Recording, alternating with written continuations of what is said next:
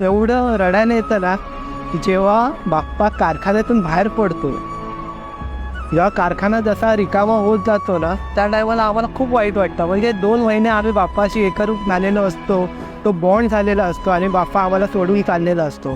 तो तुमच्यासाठी आनंद असतो की 11 दिवस आमच्या घरी बाप्पा येतात, पण आमच्यासाठी तो थोडा म्हणजे वाईट वाटण्याचा क्षण असतो तो, की म्हणजे चालले बाप्पा आहे. आणि शेवटचा दिवस असा येतो की जेव्हा लोकांच्या घरी बाप्पा येतो आणि हा कारखाना पूर्ण एम्प्टी होतो.